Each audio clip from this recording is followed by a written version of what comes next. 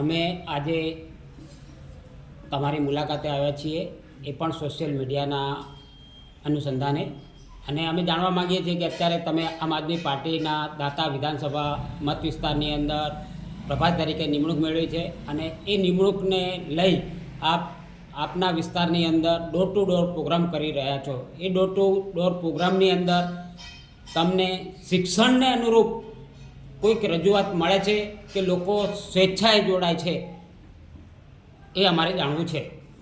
પહેલાં તો આપને અને સોશિયલ મીડિયાને ખૂબ ખૂબ ધન્યવાદ, ને મારી જાહેર જનતાને મારા તરફથી નમસ્કાર.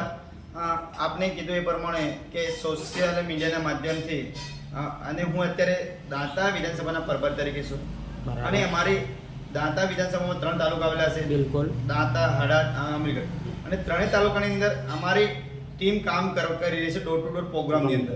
અને અમે અમુક ડોર ટુ પ્રોગ્રામ બેઠક પણ કરતા હોઈએ છીએ. બિલકુલ. તો બેઠકની અંદર શિક્ષણની આપ જણાવ્યું એ પ્રમાણે શિક્ષણની વાત કરીએ તો શિક્ષણની અંદર આદિવાસી વિસ્તારની અંદર મોટાભાગની એવી શાળા આવેલી છે, ત્યાં એક જ ઓરડો આવેલો છે.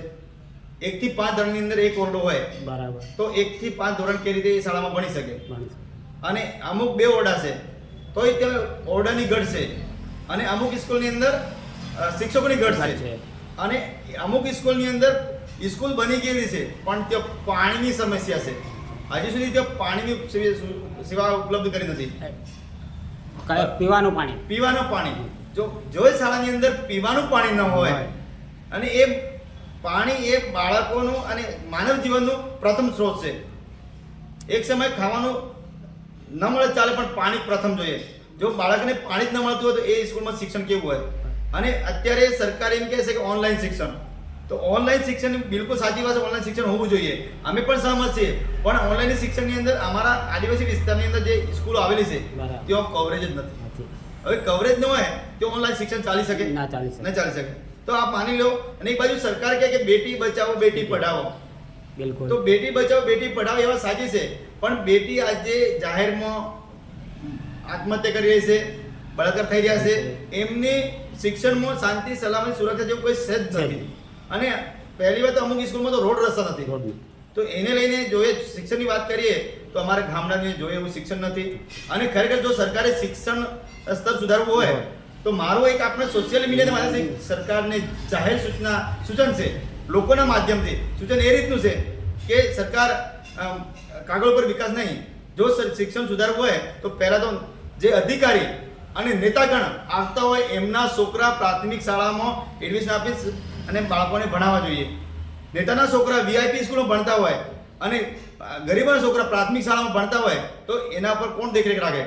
જેને દેખરેખ રાખવાની સરકાર હોય, નેતા લોકો હોય, તો નેતા લોકો ગવર્મેન્ટની સ્કૂલમાં દેખરેખ ન રાખવાનું કારણ કે એમના બાળકો ત્યાં નથી ભણતા. એટલે પહેલાં તો જો શિક્ષણ તંત્રને સુધારવા માટે નેતા અને અધિકારીના છોકરા ત્યાં સ્કૂલમાં ભણવા જોઈએ. અને પ્રાઇવેટીકરણ ઉપર વધારે સરકારે સપોર્ટ ન કરવો જોઈએ.